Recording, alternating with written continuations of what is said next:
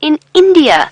Very well spotted. Arjun spotted the fork-tailed drongo that has been fluttering about with these elephants and wants to know if there's any particular reason. And Arjun, you kind of put your finger on it.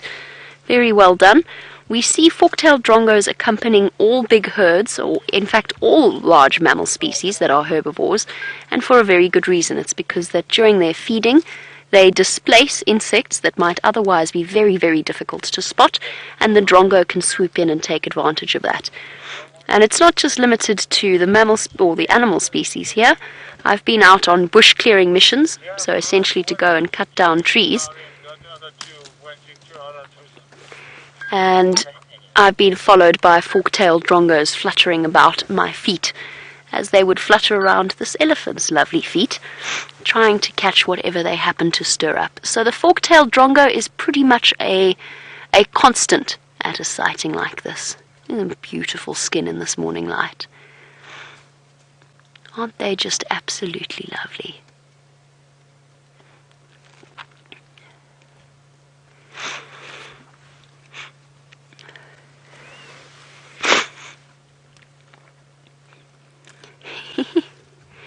Sandy in Canada, another lovely question, or comment actually, not so much a question. Wondering whether or not elephants ever bite their trunks like we sometimes bite our tongues or our cheeks or our lips by mistake. I imagine little baby elephants do, but of course their teeth are not developed enough to cause any major damage. I wouldn't be surprised if they often catch the inside of their cheek with their molars as they chew along. But their cheeks and their tongues are so tough that I don't think it'd make too much of a difference. But I do have this image of an elephant sticking its trunk into its mouth and then going wide-eyed as the jaws clamps down. An interesting thought. I'll leave it to all of you to figure out whether you think an elephant ever bites its own trunk and what thoughts it might have at that particular moment. I can imagine a few choice words might be running through their minds. Right, our Ellies have disappeared off pretty much. I mean, the last one is almost disappeared. Let's go across to James and find out what his plans are for the rest of the morning.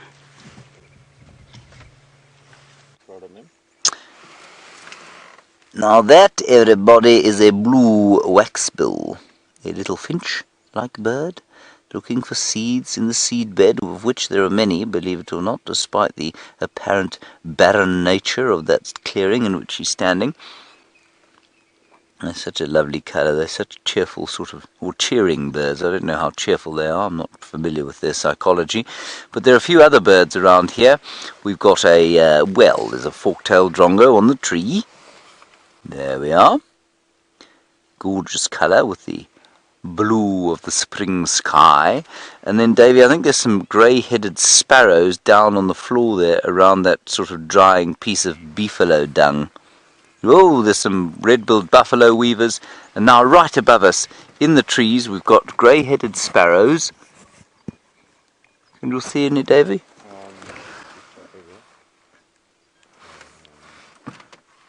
There's some in there. There you are, go up a bit. There, zoom in, punch. No, that's a red-billed buffalo weaver. It'll do, though. It'll do. Sharpening his beak, he is, on the tree here. And while we are enjoying the sighting of the red-billed buffalo weaver, I'm just going to tell you that my plan from here is to go, as Michael requested yesterday, to the hyena dens, because there was a nursing or apparently lactating hyena female seen at the Djuma Dam Pan not too long ago. So that's going to be the plan from here. Oh, and apparently both Corky and Madam have been seen on the dam cam recently. That comes from Ashram, is that correct?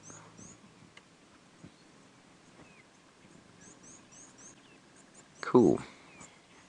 We'll go and see them. Now, Davy's got some grey-headed sparrows there. There we are, David. Well done.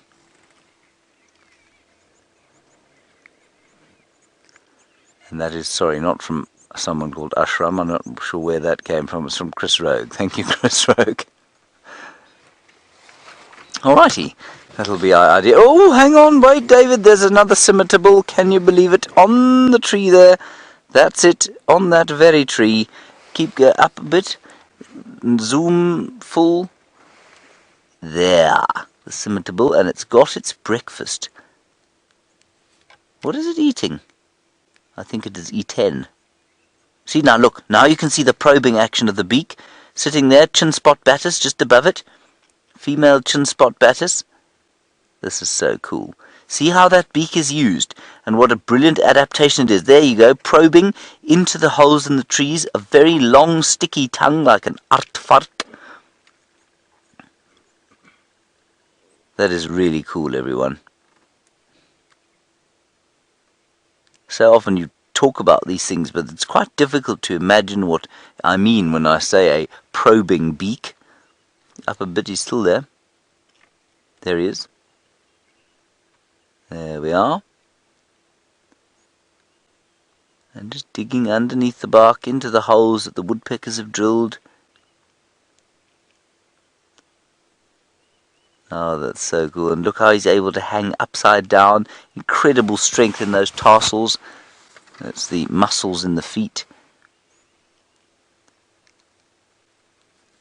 You can see what a brilliant adaptation that beak is, and how few birds have that and are able to do what he's doing now.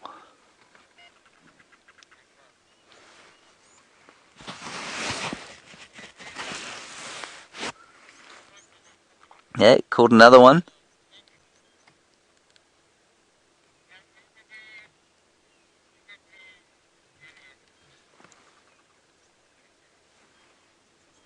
Ah, so cool. See, sharpening the beak, cleaning it off. You obviously, if your beak is so important to your catching food, and it's so specific, the things that you like to eat, that you have to maintain its integrity. You've got to be careful about breaking it, I imagine. Such a clever shape.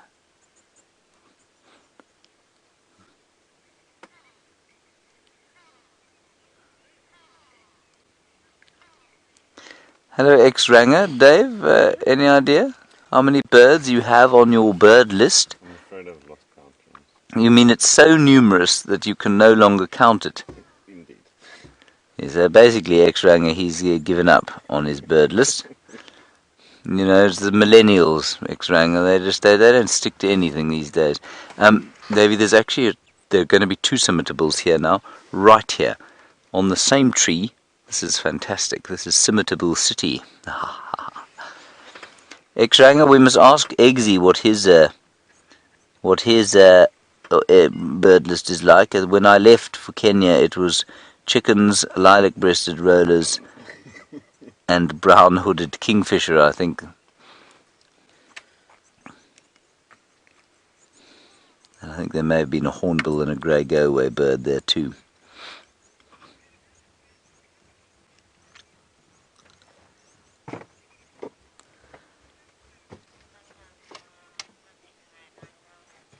Dennis, interesting question. You say that you heard a striped kingfisher on the dam cam. Now, I know we have seen them, but I haven't seen one since I've been at Djuma, Dennis, so I'd be fascinated to know if you...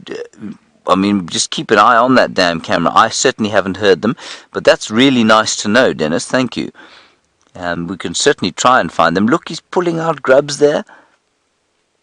Grubs, of course, being the larval forms of beetles. Cutworms, we used to call them as kids.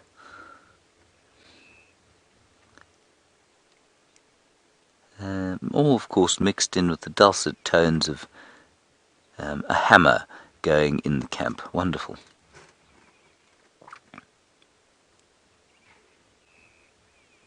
Oh, you can't hear the hammer. That's really good.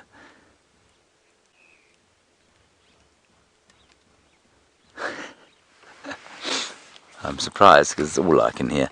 Okay, maybe we should press on from here, David. Let's go towards the Mvubu hyena den and see what we can see there. There we are. It was a really nice sighting. Unusual. Scimitarbill, so named for its scimitar-shaped. What is this for? Would you like me to clean this? David is a bit OCD about the state of the monitor here, and he gets very upset. So what he did was he just draped this over the seat there and looked at it, as if to say, "Don't you want to just take the dust off there?"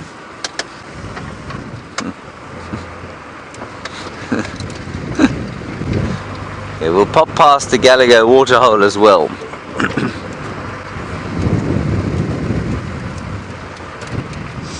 Hello, Virginia in Kentucky. You want to know where a grey go-away bird nests? Well, it nests in a tree. I think it's a fairly untidy, sort of stickish type nest. I'm just going to check for you exactly on my bird app.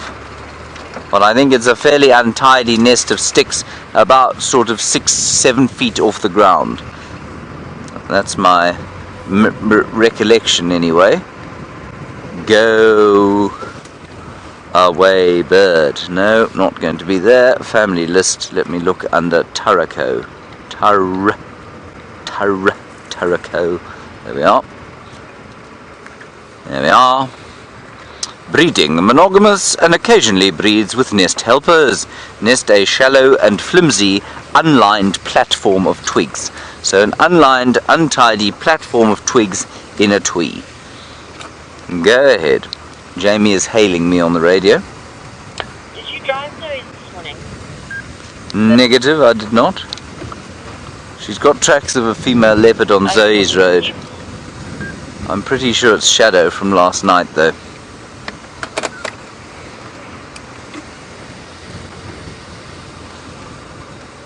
Now let us. Ah yes, and it could, as Louise is saying,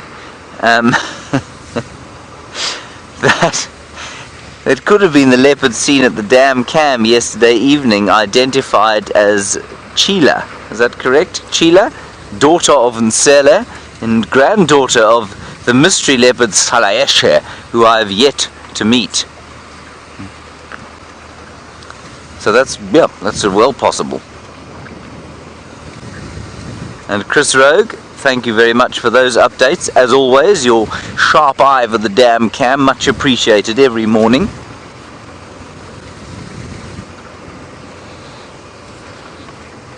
I'd love to know how you identified her, Chris, if you're still online. It'd be just nice to know what identifying markers you used to get her, because I don't think I've seen her either.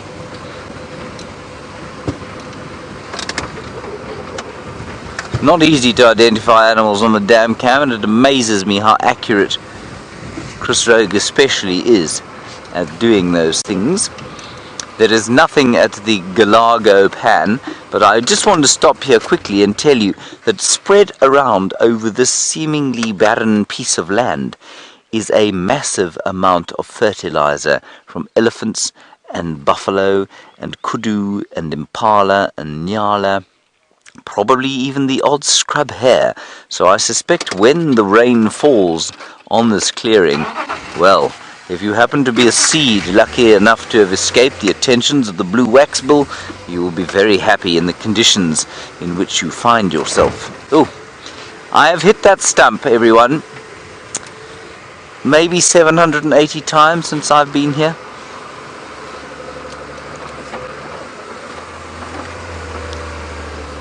We'll head down to the Mvuburo den, but before that we'll just have a look at this Duiker. You'll see it, David. It is lurking. Don't look it directly in the eye. It will know that you have seen it and run away. See, I told you. There we are. With her little unicorn. Good morning, Mrs. Duiker. Yes. She's got hiccups. See that? Look at that. Duiker's got hiccups. That's hilarious. She seems to have stopped them now. Probably had a heavy Friday night, Dave. Tis the weekend after all. Oh, there we go. Alright, let's head across to Jamie Patterson and find out about those leopard tracks that she's tracking, and we'll head to the Mvuburo hyena den.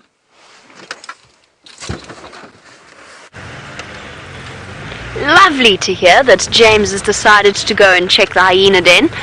And just while I've been tracking this leopard, just on the subject of hyenas, one is definitely making its way back towards the direction of either the Galago shortcut den or the Mvubu Road den.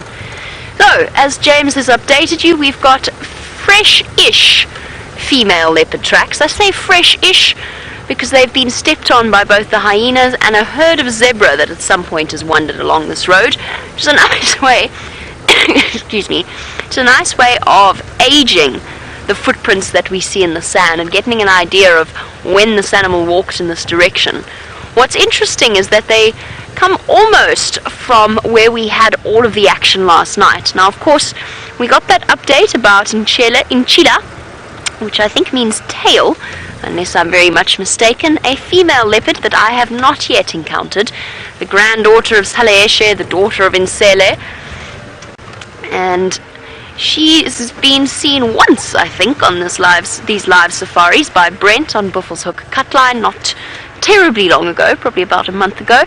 A young female looking to see if she can find herself a territory. She was seen drinking at the dam camera last night.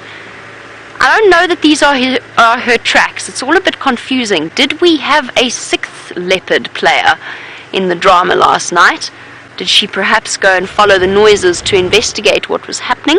Leopards are curious creatures. They often go and pop themselves into a lion kill or whatever happens to be happening just to investigate. They know that they're pretty safe, they're pretty quick. They don't have any compunction about being curious and investigating. So it could be her walking all the way along this road. She did deposit, whoever it may be, she did deposit some scat in the road a little bit further back, but I'm not picking it up because I don't know which leopard it is that we're tracking. She's gone off the road now into a very, very thick block. So the question is, I mean, it's difficult. The trail is running cold. It's been running cold for hours. It might be tricky to track down, but we're going to give it a go anyway. Since James is on his way to check the hyena dens, I might help him out. Since my tracks seem to be heading in the direction of Aubrey's Road, I might go and assist him there just by popping my nose into that particular den site. Only if he doesn't get there first, though, of course. Because I think she's gone off in that general direction. So if it was in Cheetah that left those footprints, she was drinking at the Pan, which is in this direction, at 10 o'clock last night. And that might as well be days ago. In terms of leopard tracking, you kind of need to be right there, hot on their tail. I'm trying to stop for these magpie shrikes, but they keep eluding me. That's a tricky position. Come on. They were so nice and out and in the open when I first saw them. And since we've been enjoying some time with scimitarbills and other such birds with James on quarantine, thought we might like to join in. But that is definitely not the best sighting of a magpie shrike we've ever had, is it, Brian? Some lovely leaves, though. Beautiful silver cluster leaf.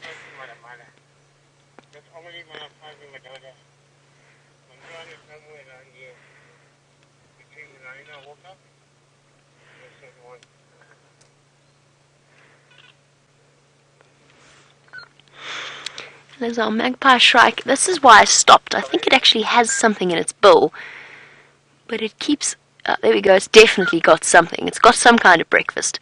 It's just choosing to enjoy it where we can't quite see it. And I'm guessing by its actions that it has something with a sting or potential sting on it. Because it's currently scraping it along the branch and being quite gentle with it. There you go. You can see just a peak of something. It's managed to catch some kind of insect. Well done, magpie shrike. Life's a bit tricky at the moment because the insects are not around. It does look like it was some kind of hornet or something similar. Let me go. Which way is going to be best? Forward, maybe. Let's just go see what it is.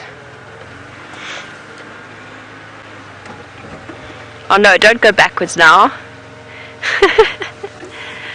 You okay there, Brian?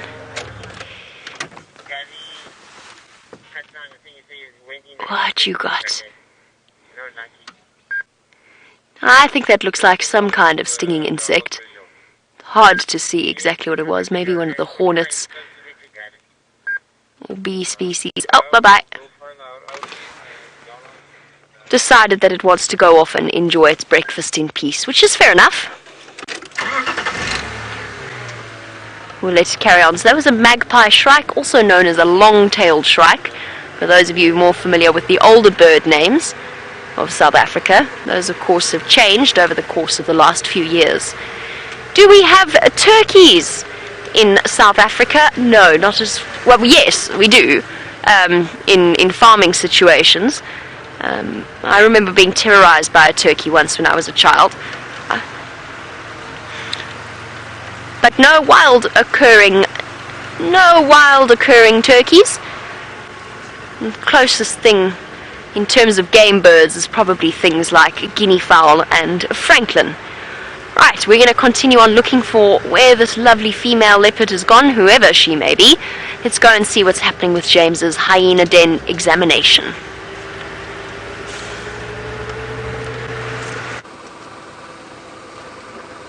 Now, you've come across here for a moment of discovery and hopefully not a moment of disappointment. We're now approaching the den site, where if I see anything I shall begin whooping for joy in a quiet and careful fashion, because we don't want to frighten any hyenas away. Although I don't see nothing here. Do you, David? No. I think this is as abandoned as the Chernobyl bomb site.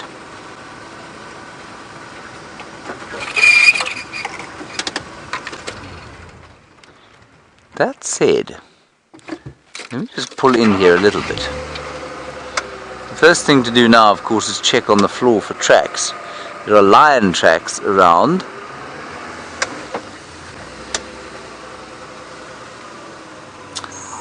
Sorry, yes, of course, as Louise is very kindly pointing out to me, the Chernobyl was a reactor meltdown site, not a bomb site.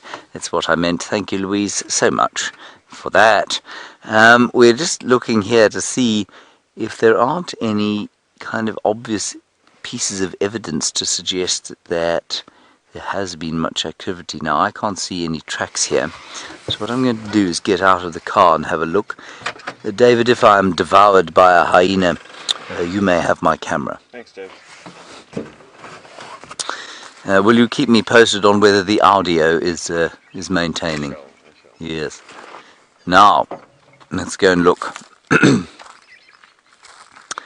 If there is a young cub inside here, this will be perfectly fine, because it will just stay there. So what I want to do is just check if there aren't any adult tracks around the holes here.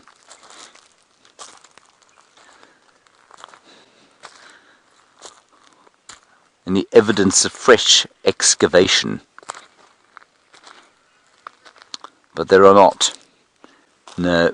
There are leaves covering the entrance to this hole.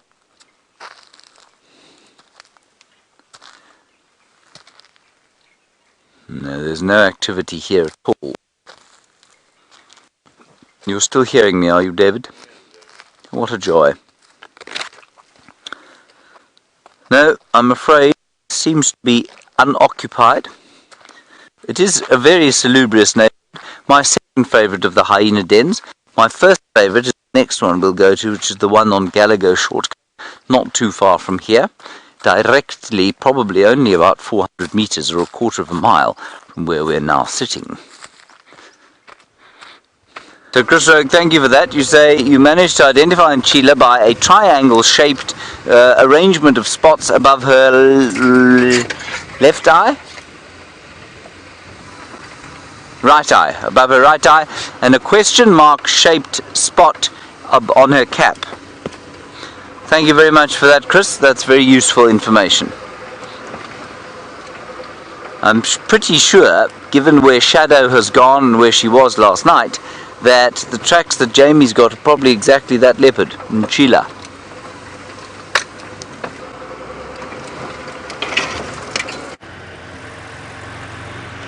Oh, the tracking expedition has petered out, I'm afraid, in that I've completely lost where her tracks have disappeared off to. Gut instinct, more than anything else, tells me that it was Nyala that was walking along the road, and I know she went to the pan from there. The question is, where did she go after that? I'm going to leave Aubrey's Road then. Since the tracks don't come this way, I'll let James check Aubrey's Road as well, since he's on his hyena den mission. I'll let him check Aubrey's Road. I just want to check the junction quickly.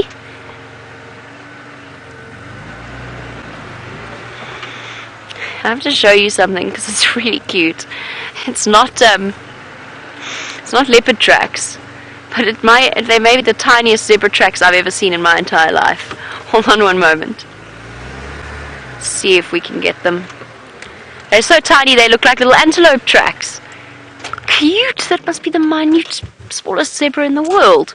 Okay, I'm going to jump out to show you, to give you a sense of scale. So a zebra is an odd-toed ungulate. So unlike our even-toed antelope, it has an odd number of toes, in this case 1. Quiz time! What is the other odd-toed ungulate that you might find in South Africa? Not necessarily here, just in South Africa in general. And how many toes does it have, as a matter of interest? Right, so on to our... Oh dear, this is bad timing. Oh well, they'll just have to wait for us. On to our odd-toed ungulate track. In this case, it is a zebra. Honestly, this is the tiniest little track. Here's its little toe. In fact, I don't even want to mess it up. It's so cute. Here's its little toe here. Little, tiny, tiny, tiny, tiny little hoof. Those of you with horses, you kind of know roughly how big a horse track is. Zebra tracks are a little bit smaller, but this little one, I mean really, that's ridiculous. It is minute. This little zebra must have... Just picture its little tiny skinny legs. And little tiny strides. If we look at how big its steps are, it stepped here, and then the next step was here. So very wobbly little tracks wandering along. I mean, this is a very small stride length. You're probably talking about a zebra that's yay big. I mean, that's going to be very, very small. Alright, I suppose I better move out of the way for the people trying to come through. I'm trying to see if it's Peter Brat or if it's Mr. Voz. I'm not sure exactly who it may be. Been hugely unpleasant. Right, well, spared that indignity. Should we go track down a baby zebra? Might be quite fun. I really want to see how big this zebra is now. Which way are you going? Well, they're going up Aubrey's Road.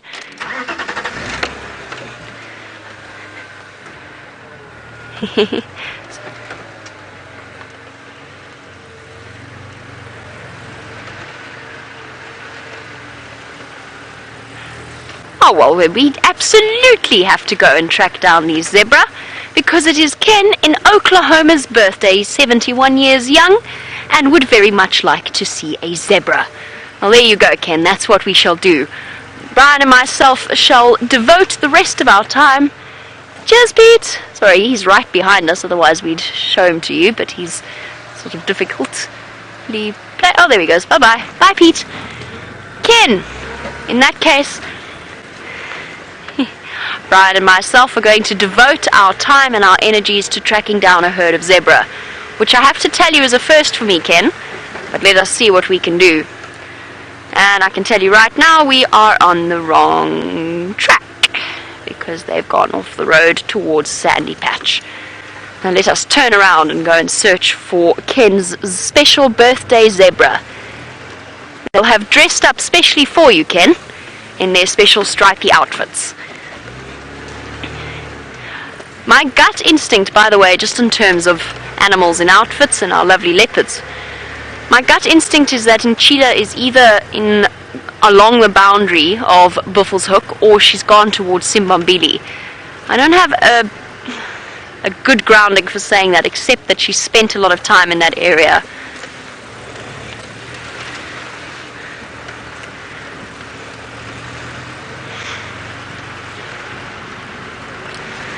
Michael, I'm not quite sure which pregnant zebra or who you saw the pregnant zebra with, but yes, it probably could be.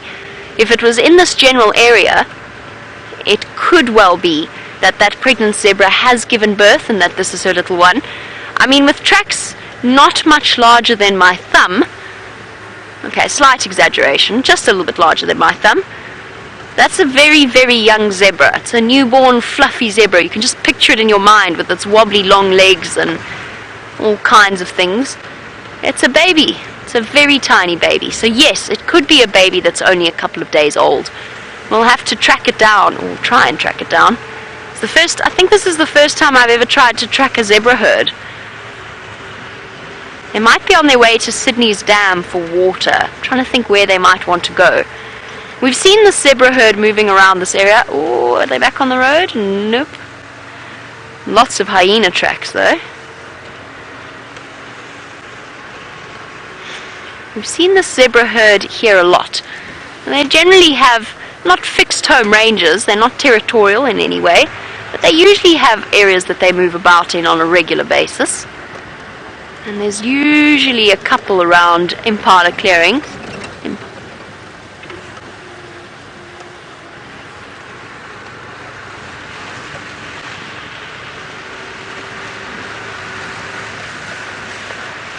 And very well done to James, Richard and Kyle, who have answered the question that I forgot I asked in the first place. So very well done. Thank you for remembering that. My mind apparently is like a sieve at the moment. But you are absolutely 100% correct.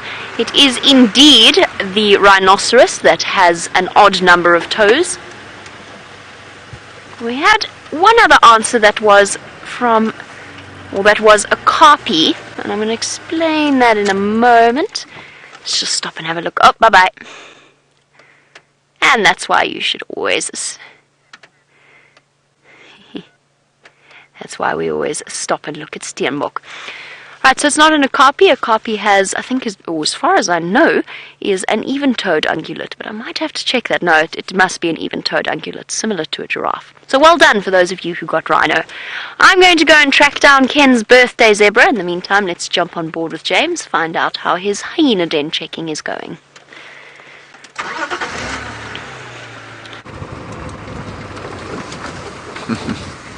Tracking down a zebra foal is a very, very brave task to have undertaken. Well, if anyone can do it, Jamie can. And hopefully those hyenas, the tracks of which Jamie's been seeing, are either going to be here, hopefully here at Gallagher Shortcut, and hopefully without a zebra foal.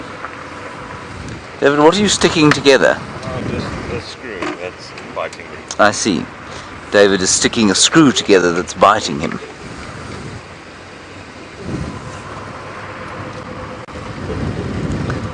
This is what I have to deal with, everyone, on a daily basis. Insanity. It's really amazing how open this place is. I think it's gotten more open since I was last here. Hello Donald, very good question from you in New York. You say, why don't we track the hyena instead of just checking den spots? Donald, it's because they move so very far and their clan territories are very large. And if the den site on the property in which you're working is not active, it's highly likely that by this time of the day, the hyenas would have moved off. And so yes, while you could absolutely track the hyenas, they will probably be towards the den site, wherever that happens to be at this time of the day. And the time taken to, careful everyone, to go and check the den sites substantially less than actually trying to track a hyena, which can move up to 50 kilometers in a night. That's 35 miles. This den site is inactive. The hyenas don't like us anymore, David. They are sick and tired of us.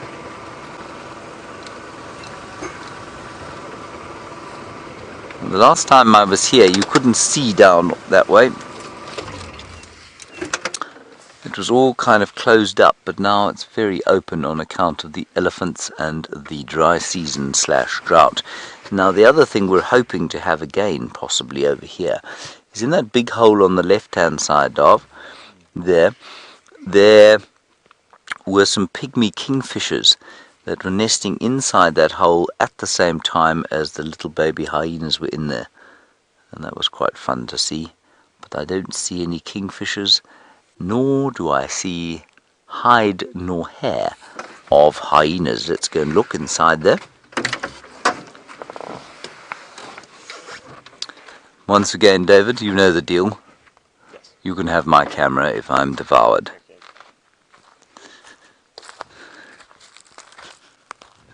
We sold at a pawn shop for not very much.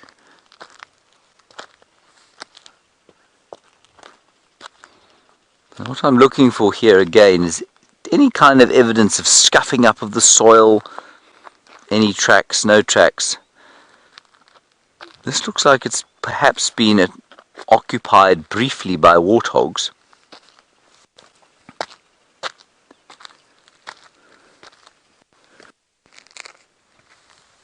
No, nothing in there. But this, I think, is the most salubrious hyena den. You can see a very pretty scotia tree or weeping boerbean tree on top of the den. That's that one there. And this is where, if I was a hyena, this is where I would dwell. I think that they're still either on Biffel's or in Scimitarbill.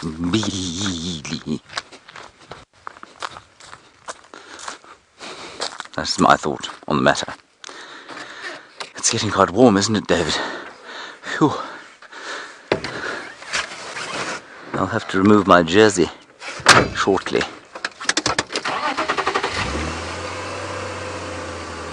Wendy shouldn't, at least Rusty shouldn't be revving quite that high, should she?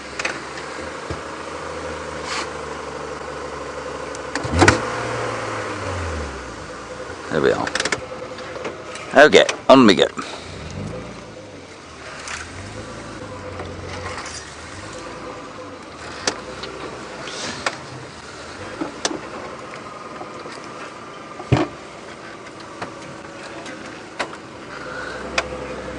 That's quite interesting. So Jamie says she reckons that every hyena in the world has walked along Sandy Patch Road today. So that's over there. It might be worth going to the Mvubura, at least the Aubrey's Road den. So let's go around there, see if we don't see anything that side. Otherwise, I think what that Sandy Patch thing indicates is that they are probably in Biffel's Hook on a den site there. And because Biffel's Hook isn't occupied all the time and people don't always drive around there, it's quite possible that the den site has gone completely unnoticed for the last few months. Could also be on Scimitarbill, but I feel like the Scimitarbill guys would have found the den site because they do spend a lot of time driving around there. Big bump coming up on the right, Dave. Nothing we can do. We made it. Good. Phew. Stoic fellow.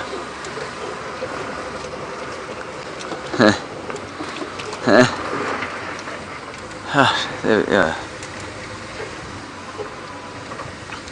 Hello, Toxigenic. You have a very appropriate name for the question you've asked. I want to know why hyenas would leave a den site at all, ever.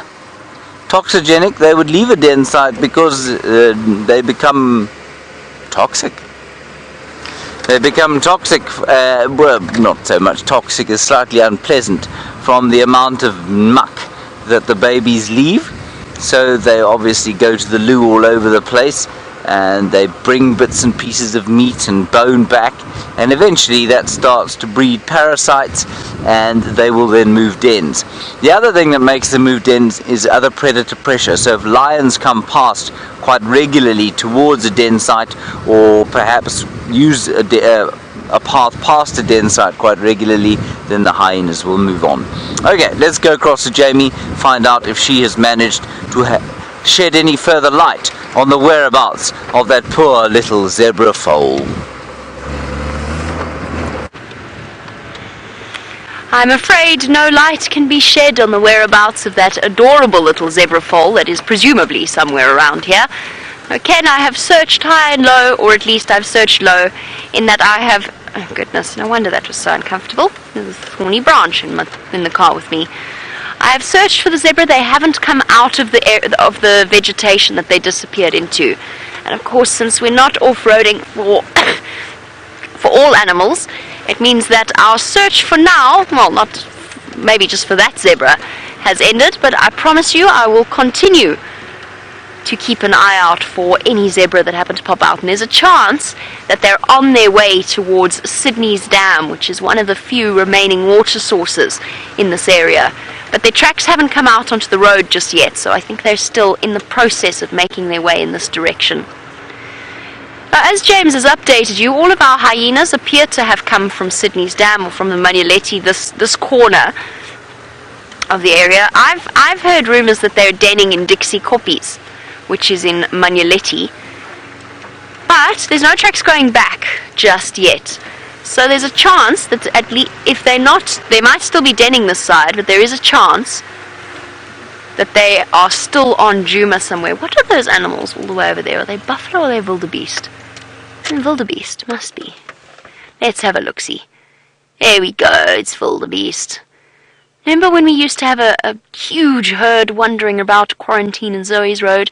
Now it feels like we hardly ever see them. And it appears they've abandoned us for Manuletti as well. Most devastating. Perhaps they'll decide to come back once the rains come and there's a bit more grass. This could even be that herd. I mean, it's impossible for us to say. All the youngsters are almost adult-sized now, and they are, of course, incredibly far away. So difficult to see. Other than that, I'm afraid to say, with great disappointment, there are no zebra here. We'll have to continue on. Let's go and find some zebra. That is my mission for this morning's drive, is to find Ken some zebra. Just go forward a little bit. Just don't want to take everything for granted, or anything for granted. You never know what might be hiding around the shade of a dam or a waterhole. There might be a mystery lion sleeping around somewhere, or a cheetah, or you never know, wild dogs. Just throwing it out there just in case. Although I doubt the wildebeest would be looking as relaxed as they are.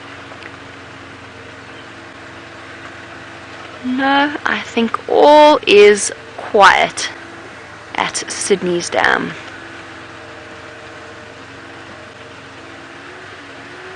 Nope. Okay. Well, we'll carry on.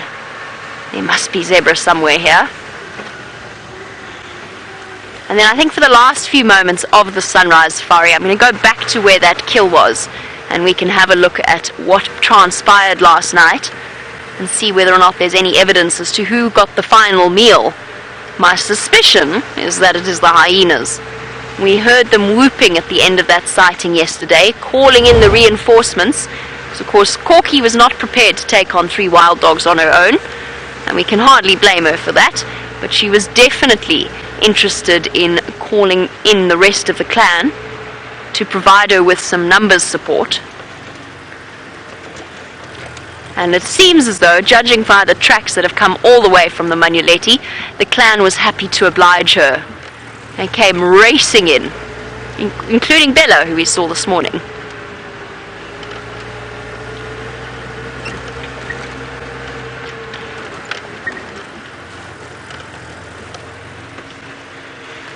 Dearie me, it seems as though... oh goodness, branches everywhere. It seems as though James's hyena den search is not providing us with any more information, because unfortunately it looks as though Aubrey's Road is quiet too, but you don't have to take my word for it. Jump on board with James and have a look for yourselves.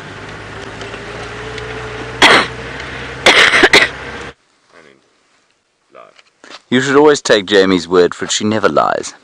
I am on Aubrey's, and I'm investigating where there are no hyenas yet again.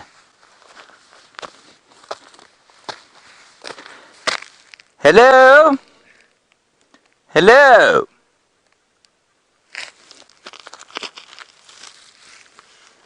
Hello? No hyenas there, but there are those odd flies that are associated with the burrow of the Arathusa. And also very little vegetation in the entrance there, so maybe there is an Arathusa living in there. This one also looks slightly more freshly excavated. There are feathers. Feathers? Bits of hair here. I think probably some time ago by a hyena. Breaking up. Now? Now you're good. Okay. So, interesting stuff. Not sure what's going on here, but I can tell you that there are no hyenas. This is why it looks like there's cotton there.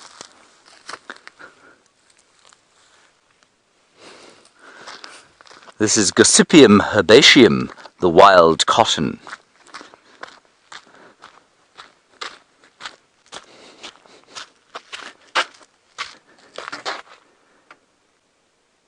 It is quite soft and flammable. Have you got any kind of fire implement with you? I may do, yes. May I borrow it? One moment.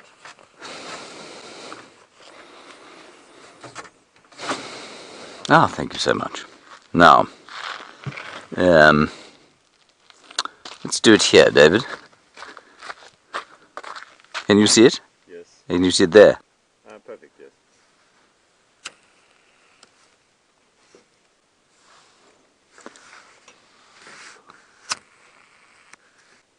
It's not actually as flammable as I thought it was. Less flammable than my hand. Interesting. Anyway, that is the wild cotton, Gossypium herbaceum, and inside there, of course, are the seeds. And I don't know if you've ever picked cotton before, but if you ever had to work on a cotton plantation, for example, apparently your hands got extremely calloused, because when you pull these things off the flowers, the seeds inside can cut you, and the seeds are just in here. And the seed, of course, is obviously useless to the production of cotton, but it makes more cotton plants. And I think that they have the cotton around them so that they can fly in the wind. Okay, that wasn't a particularly successful fire experiment, wasn't it? It was a little bit embarrassing, actually. Not quite as embarrassing as every single time I've tried to light the torchwood. It seems to be less flammable than asbestos.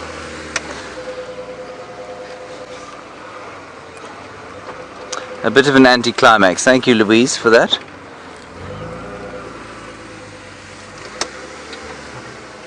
Yappy Buddy. You say, could this possibly be a caracal's den? No. Oh, Putty. Yutty Butty? Yutty.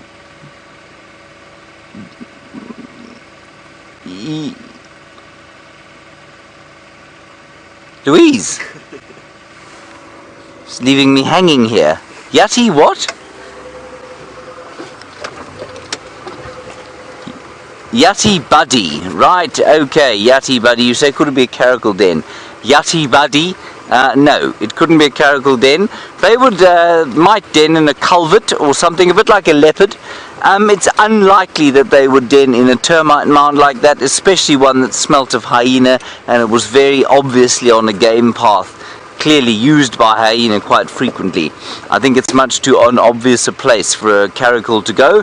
They would use very much similar sort of den sites to a leopard, so in a drainage line, in the thick bush, underneath some very thick trees and that sort of thing. So no, I think it's very unlikely that it has anything to do with the caracal. Alright, our plan now, we're going to go back out onto the Biffel's cut line and we're going to head off towards the east. Yeah, and Lauren, very good question from you. You say, how often do we see the smaller cats like caracals and African wildcats and servals? Those would be the three that we see here. Almost never. We've seen one African wildcat, I think, on Safari Live. Certainly while I've been here. Jamie had a very long sighting with an African wildcat. We've seen a few servals. Dave and I had a very nice serval sighting one evening. And Brent also saw an African wildcat. But no, they're not common at all. But servals, I would say, of those three cats, serval's the most common. I think caracal may have been seen once, but very unusual. And for those of you who don't know, a caracal looks like a sort of impala or chestnut coloured lynx. You know, those funny ear tufts. See, if I was playing charades, David, and I did this, you'd know that I meant caracal or lynx. Yes. Okay. Right, we're going to head along the Biffel's cut line. Let's go and find out where Jamie's going from where she is now, wherever that may be. Well, James travels along the northern boundary of Djuma. We're traveling sort of not quite on the western boundary, but pretty close to that general area. Still looking for zebra. The strangest way is just, well, one of the more unusual ways I've spent my morning trying to track down an animal. And unfortunately, I don't think our zebra have popped out where we can see them, so I'm going to go and search for a different herd for Ken's birthday. Let's see. And of course, I was really hoping to find that tiny little zebra with its minute little feet. And Franken, zebra can breed at any time of the year. So yes, they don't particularly have a breeding season, although you will find that there is a peak of zebra births towards the summer months, which makes total sense. There's more grass because it's our rainy season. Therefore, there's more food for lactating mums, pregnant and lactating mums. So they have more successful births in the summer months. But they can and do breed all year round. I'm impressed that this female's managed to carry a foal to full term. It is very, very difficult going for our zebra at the moment. You know, they're bulk grazers, and as you will have noticed, most of you know by now, I mean, there's not really much in the way of grass. It's really scary. I've never seen the bush look like this I've never seen it look like this. It's so incredibly dry. I mean, how on earth an animal is meant to pick a living out of this stuff? Like the elephants, or perhaps some of the browsers, mixed feeders like Impala. But when you're a zebra that relies on grass, well, it's impressive that they manage to keep themselves going as they do. Let's go and find some zebra.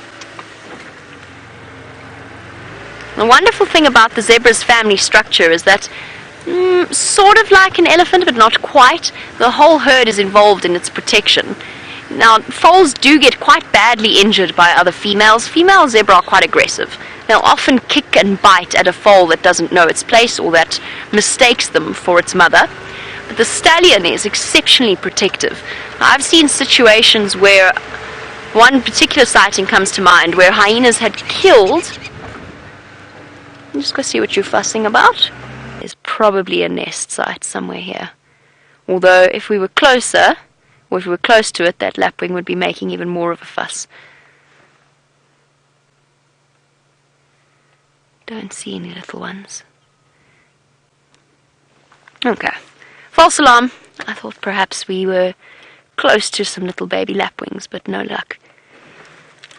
Oh yes, this zebra sighting. Hyenas killed a zebra foal and they dragged it into a dam.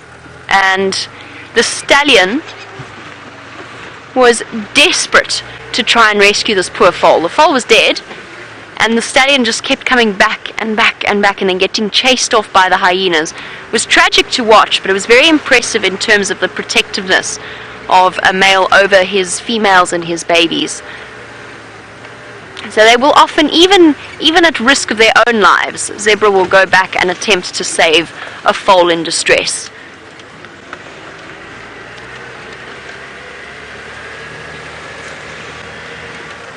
Sure, lots and lots of elephant damage at the moment. Branches and trees in the road all over the place.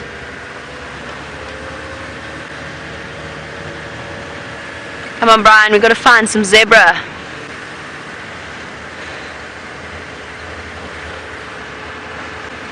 This area usually has some of them wandering around.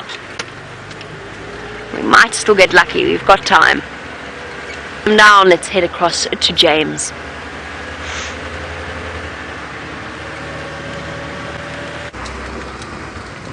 We just come back to where we saw the lions last, everyone, just on the hopes that maybe they'd come out into the open so that we could spend a little bit more time with the cubs. But we haven't found them. But what we have found, David, even you don't know what we found. No, but I'm going to tell you. We have found a perfectly camouflaged grey go-away bird sitting upon a grey and very dead hopthorn tree. Can you say, it's so camouflaged, can you see it? Keep looking, David. It is on the tree, you are in the right vicinity, you're getting warmer. There we are. That's actually quite a nice sort of simple colour juxtaposition there of grey and blue. A spring fashion, wouldn't you say, David? Yes. And that poor, poor grey go-away bird. Of course, the least colourful of the turricos. And yet... Ooh, Dave, just above it, can you see the bird flying there? I believe it to be a Wahlberg's eagle. It is! Is that our second Wahlberg's? No, it isn't. I'm talking absolute nonsense. It's a tawny eagle, everybody. It's got a thicker tail, and it's not so uniformly coloured on the back of the wings.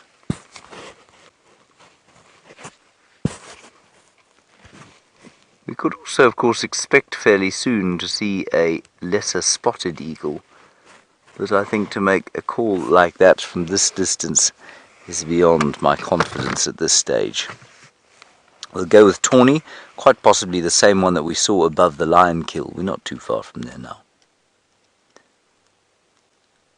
So peaceful, as I've said to you a few times, it's the most peaceful thing in the world to sit and watch a bird like that flying.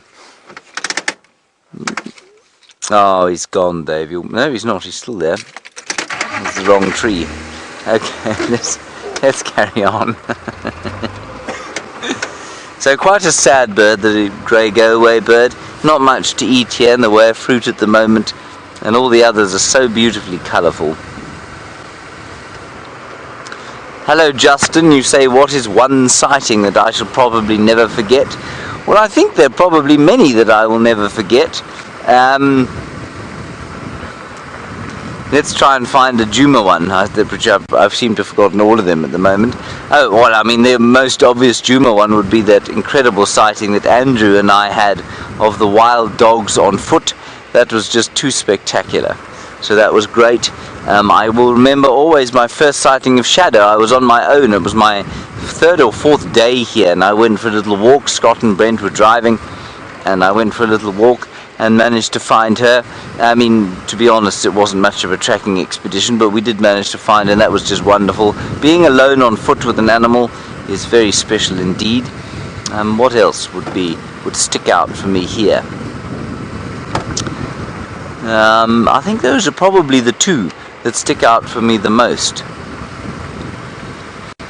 Also, those times that we spent with Sindile on foot before he went into rehab, those were special, because a young male leopard on foot is just great fun, because they're quite inquisitive, they're not nervous, they're not dangerous, and so when young Hosanna grows up a little bit, I think he's going to be much fun on foot. Shongile, she's just going to ignore us and be a bit like her mother from the beginning. This is where the lions went in. Or is it? No, they went in just a little further on. We'll put our noses over the edge of the drainage just to see. Oops. But I suspect quite strongly that the bush is simply too thick for us to have any sight of the lions. But were you to go walking through this area, well, then you'd see some very angry kitties, I suspect. No one wants to see an angry kitty, David. No. It's very scary. Distressing, in fact. Here... Oh! Jamie has managed to find some zebra. I wonder if the little one is with her.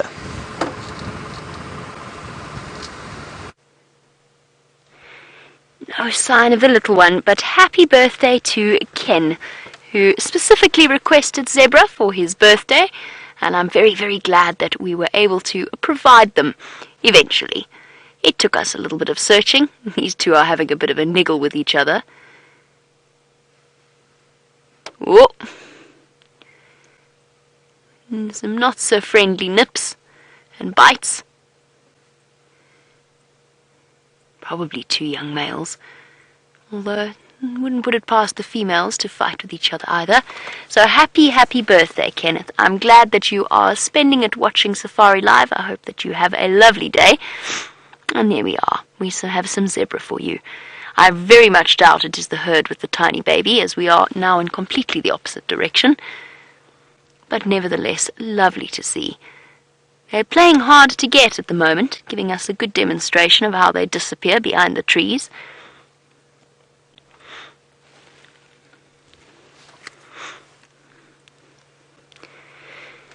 Now, just talking about our little baby zebra.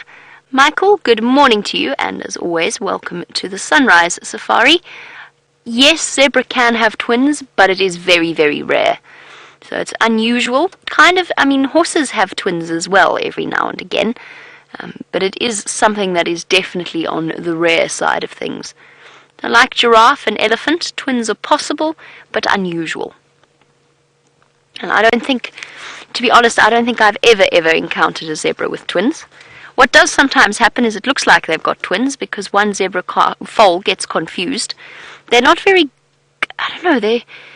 you always talk about the bonding between the mother and the foal in the beginning. But I have seen zebra foals get confused and think that a wildebeest is its mother on more than one occasion.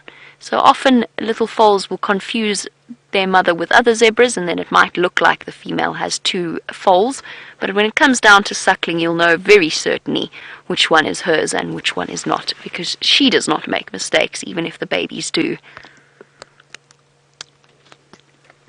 They are definitely playing hard to get. Come this way, zebbies, please. More into the open. These are also the chaps. This is definitely the herd that walked all over my female leopard tracks earlier. They really are beautiful animals, and we definitely should never take them for granted. We've had so many wonderful big cat and predator sightings over the last few days, but it is lovely to just stop and enjoy the piece that is a member of the general game species.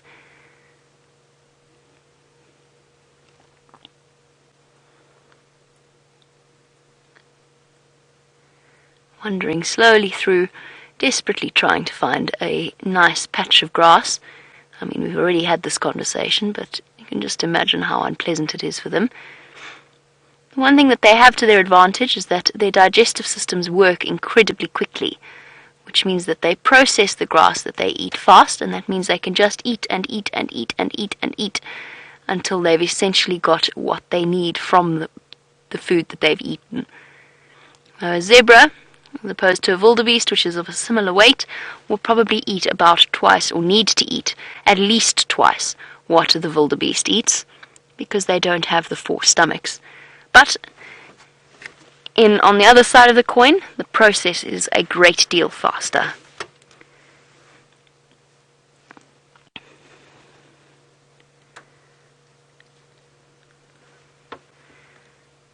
Trying to think if I can reposition to get us a better view.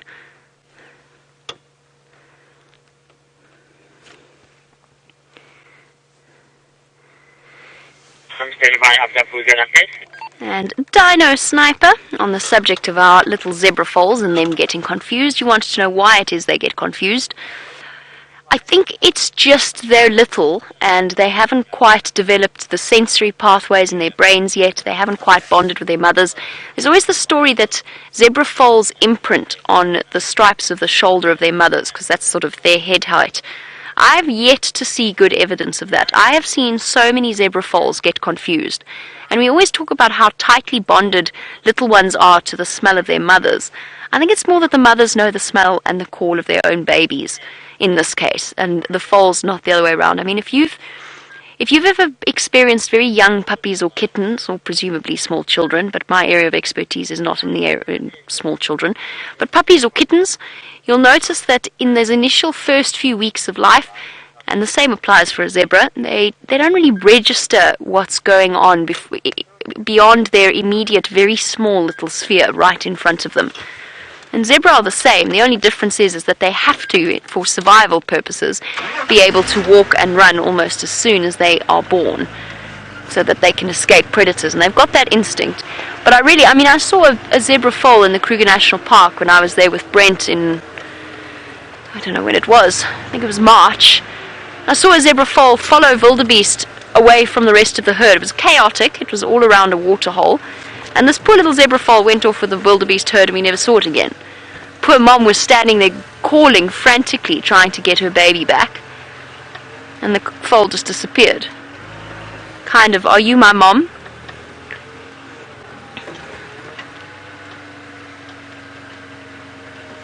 It's a sort of a view. It's really tricky at the... No, he's going to move straight out of the way. Thank you very much, Mr. Zebra. Would you mind not doing that? There you go. Best view ever. I promise you that zebra was out in the open when I stopped the car. Right, Andrew, how fast can a zebra run? How fast can a zebra run? Fast is the answer, and for a much longer time period than one of our predators. Though at top speed, it will probably hit close to about 70 kilometers an hour, which I'm going to ask you to do the mile conversion for yourself, if that is the way that you are so inclined. About 70 odd kilometers per hour. Possibly even faster at a serious sprint. And they are natural athletes, but bear in mind a lot of the time a zebra will actually choose to stand and fight, unless it's a pride of lions that they're being hunted by. They're very strong and very athletic animals.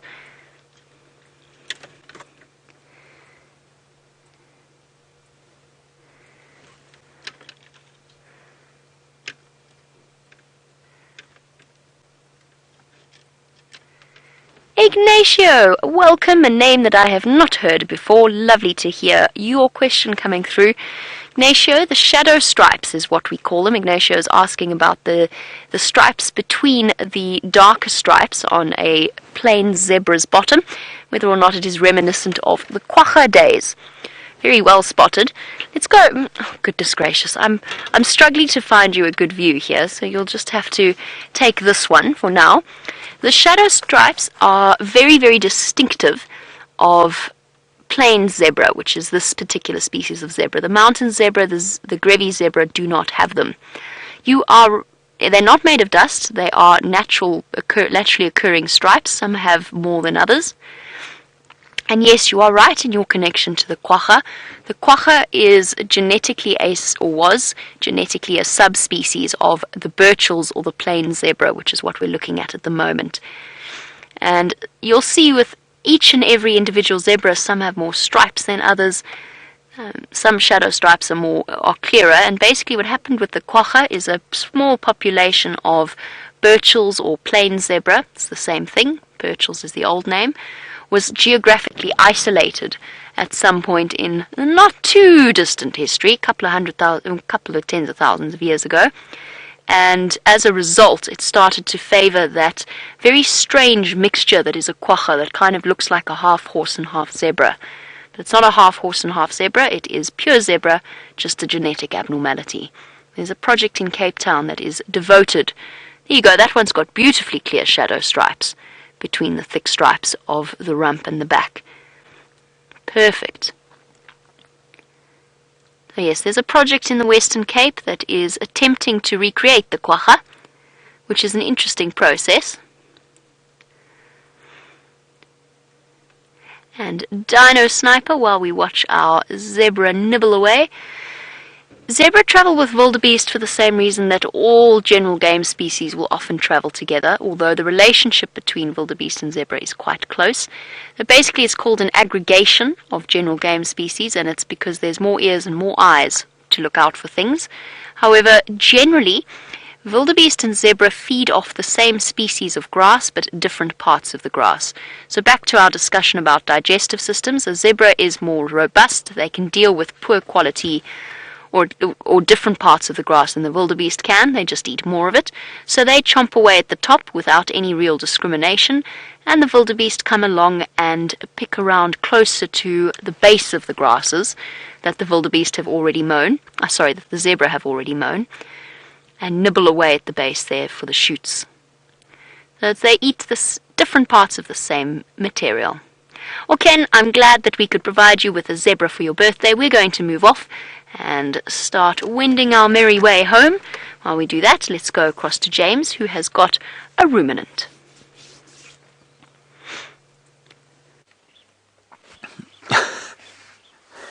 Indeed, I've got two kinds of ruminants here, everybody. They're the most beautiful Nyala on God's earth, and that is at least the most beautiful antelope on God's earth, I meant, and that is the Nyala.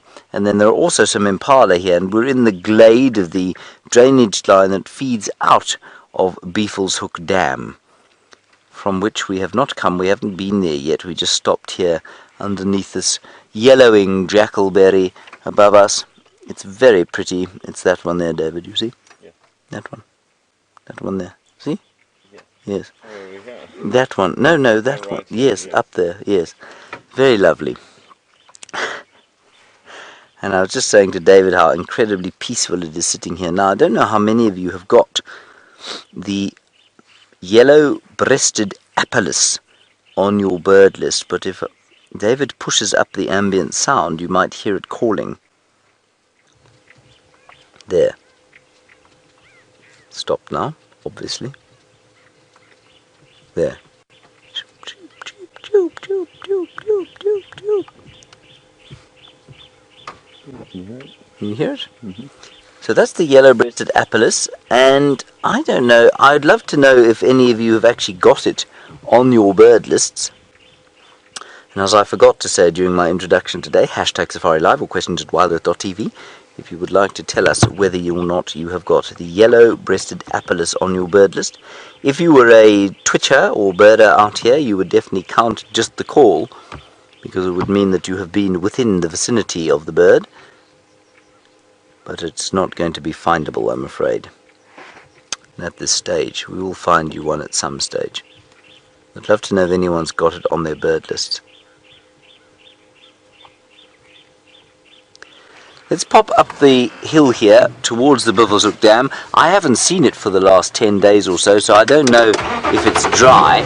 I suspect it's probably completely dry by now. Something of a desert scape.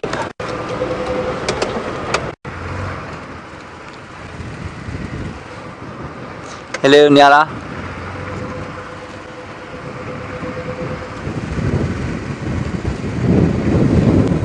Hello, Caleb.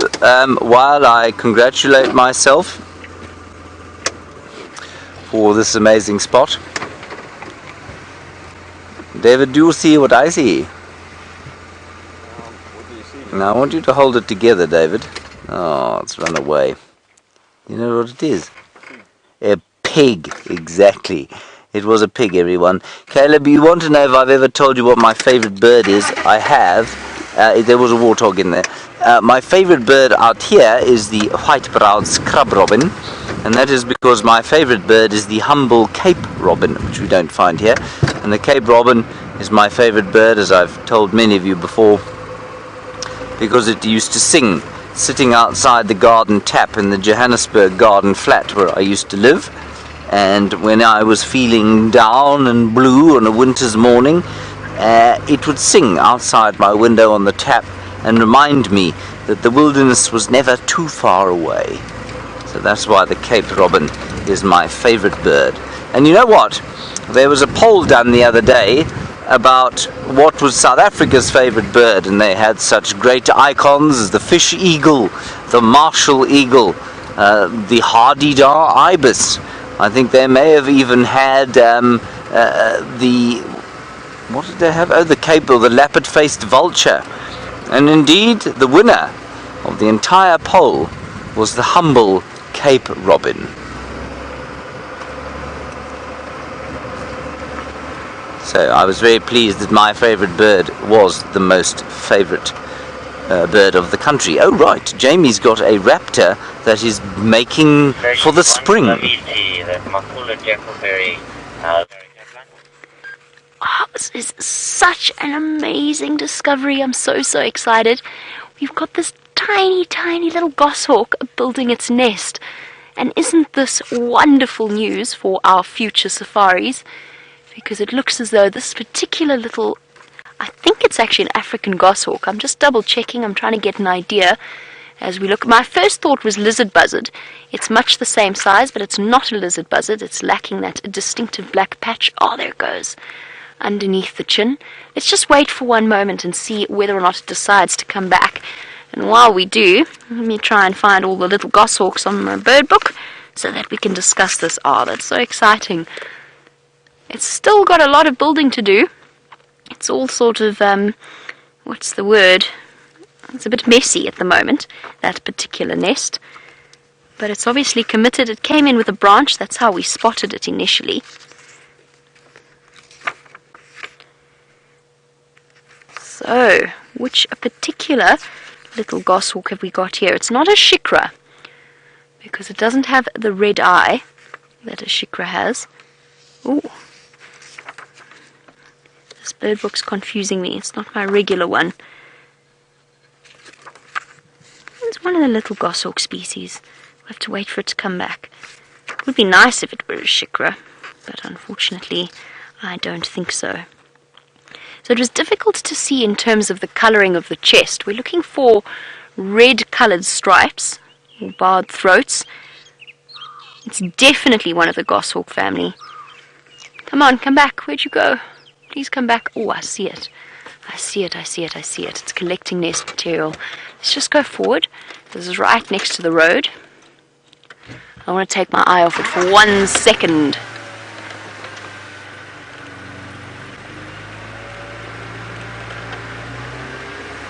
Tiny little thing.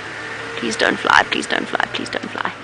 Oh, this is wonderful news because it means that we've found its nest site for the spring. Oh no!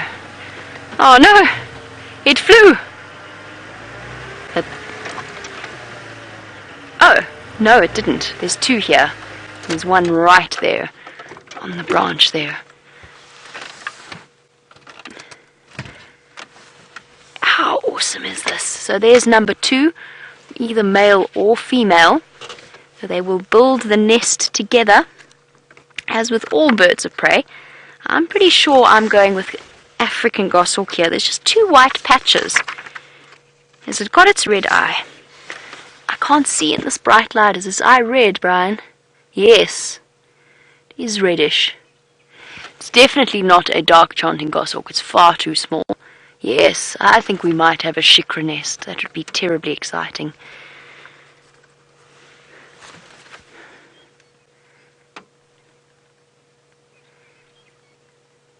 Oh!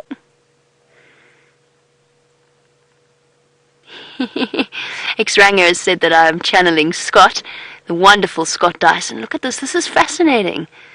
Breaking off bits of branches to go and build its nest. This is absolutely awesome. It does have a bright red, cherry red eye. It is a shikra nest. Back to the nest we go. Hold on everybody, I'm going to take us back because of the light. So X-Ranger has said, well, I ran into a tree the other day, which I did in spectacular fashion. It was really quite a poor effort on my part. I was distracted by the lions and I drove into a tree. Not even a small tree, a big tree. And now I've found a nest. So I must be channeling Scott. X-Ranger's right. Oh, look at this. This is fascinating. This whole process of nest building is such a meticulous one. It always looks so incredibly messy. And yet the strength that they put into it is phenomenal. This is a serious business, this nest building. Look at that. Now you really can see the bright red eye. Cherry red.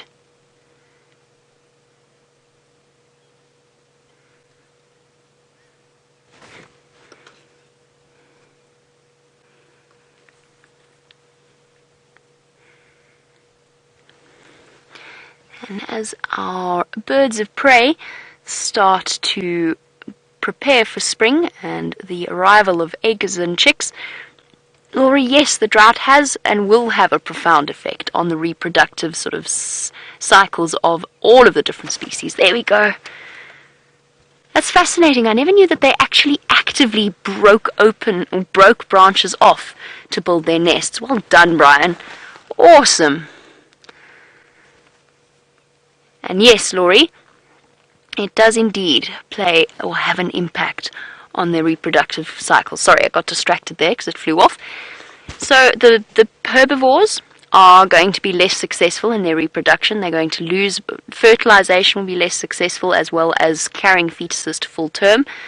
The prey species, or the predator species, which includes birds of prey, could well be more successful, but that's a big birds of prey. The little birds of prey are going to struggle because a lot of, like these little shikras, a lot of their diet is actually dependent on some of the arthropod or insect species that we get out here. And we're going to see less of them being successful as well. So for birds, insect eaters, and for the insects themselves, the drought is going to have a tremendous impact. Come on, get going, mister. You've got lots of nest building to do. Your nest is still relatively non-existent. How cool is this, though? Over the next few months, now that we know where this particular nest is, we'll be able to stop by here every now and again and just see how this pair of little shikras is getting on with life. I'm excited. Very, very excited. I don't know where the second one has gone. Is this one now breaking off branches?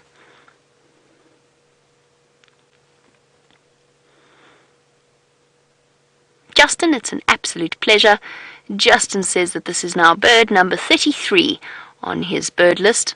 And we do encourage all of our different viewers to keep a bird list of the different species that we get. You could end up having bird lists well over 200. I know a lot of our viewers do at this point. And as we go into summer, Justin, this is the perfect time to start adding to your list, because we're going to start to see more and more of the returning species as we continue onwards into summer. So the Wahlbergs, eagles, the cuckoos will be coming back with a vengeance, the kingfishers. It's one of my favorite times of the year to just enjoy moments like this. Very exciting. Definitely very exciting.